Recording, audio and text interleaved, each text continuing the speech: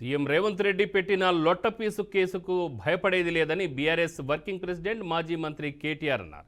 2001లో party పెట్టినప్పుడు ఉన్న ఇబ్బందుల కంటే ఇప్పుడు ఉన్న ఇబ్బందులు పెద్దవి ఏమీ కాదన్నారు. ఫార్ములా ఈ రేస్ కేసు ఓ లొట్టపీసు కేసని, ఆ కేసులో ఏం కాదని అన్నారు.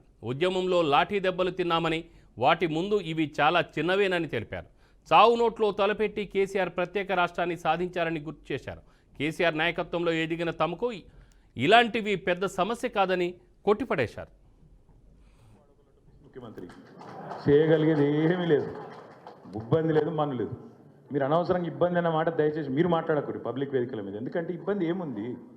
కేసీఆర్ గారు ఆనాడు కడుపు మార్చుకొని తెలంగాణ వచ్చుడో కేసీఆర్ సచ్చుడో, తెలంగాణ జైత్రయాత్రనో కేసీఆర్ శవయాత్రనో అని కూర్చున్నాడు చూడు. గా ఇబ్బంది ముందుకు ఇది ఏమి ఇబ్బంది నాకు అర్థం కాదు.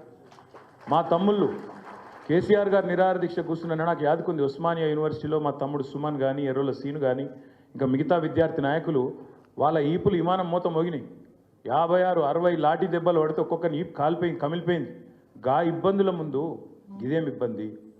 ఒక సిరిపురం యాదయ్య, ఒక శ్రీకాంతాచారి ఒంటి మీద పెట్రోల్ పోసుకొని, మనము చిన్న సురుకంటితేనే అయ్యా అవ్వ అంటాం. ఒంటి మీద పెట్రోల్ పోసుకొని భగభగ మండుతుంటే వాళ్ళు పోలీసుల మీద కురికిన చూడు. ఆ ఇబ్బంది ముందుకు ఇదేమి ఇబ్బంది? ఇబ్బంది అనేది లేనే లేదు. నేను మళ్ళీ చెప్తున్నా, అదో లొట్టపీస్ కేసు, వాడొక లొట్టపీస్ ముఖ్యమంత్రి, పీకేదేమీ లేదు. కాబట్టి మీరెవరు ఆ మాట మాట్లాడవచ్చు. ఇంకొక మాట కూడా నేను చెప్తా ఉన్నా. ఇబ్బంది అంటే కేసీఆర్ గారు పార్టీ పెట్టినాడు అగమ్య గోచరం. తెలంగాణ వస్తుందో రాదో తెలియదు. మజిల్ పవర్ లేదు, మనీ పవర్ లేదు, మీడియా పవర్ లేదు, తెలంగాణ సమాజం ఒక్కటిగా లేదు.